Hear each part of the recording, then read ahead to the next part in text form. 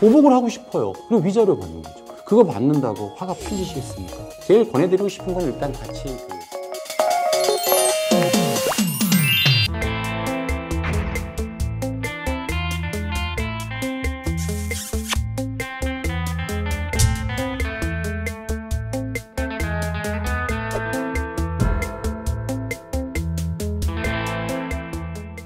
뻔뻔한 분들이 계세요.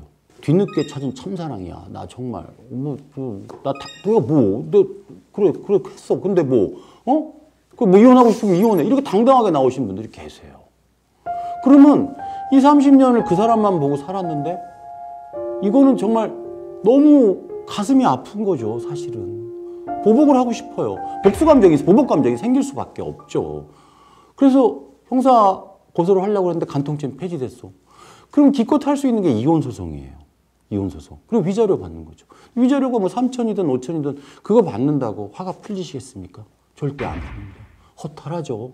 일단은 지금 형사고소는 못하니까 사실은 같이 부정행위란 그 상대방한테 소송을 하시는 방법이 있어요. 민사소송을.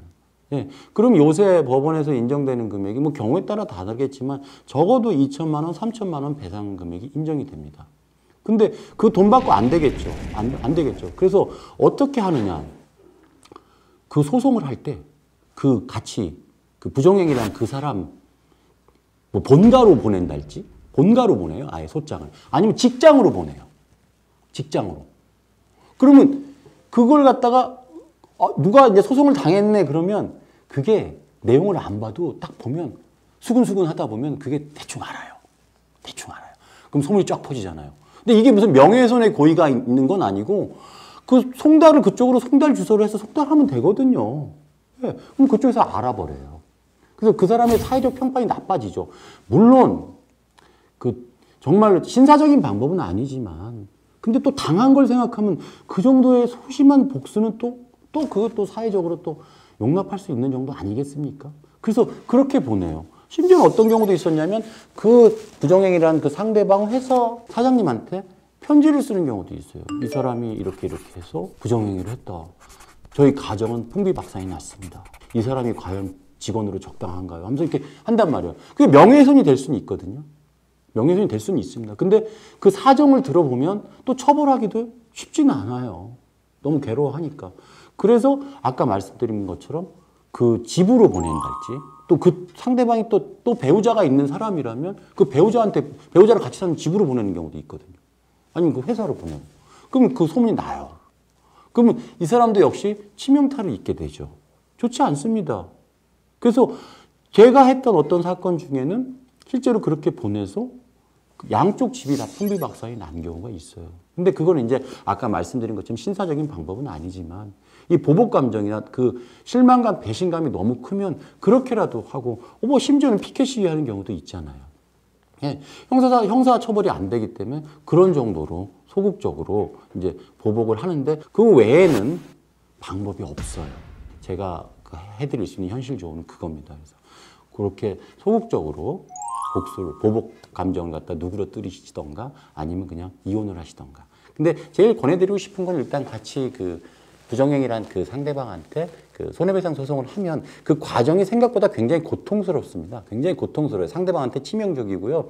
이 사람은 또 사회생활 하거나 어디 생활할 때 다른 사람들이 다 그걸 아는 것 같은 느낌을 받거든요. 그 노출이 되고 자기가 그 글로써 소장이나 이걸 글로써 자기가 행위한 걸 보면 인간의 탈을 썼으면 굉장히 부끄러워하거든요. 정말 부끄러워합니다.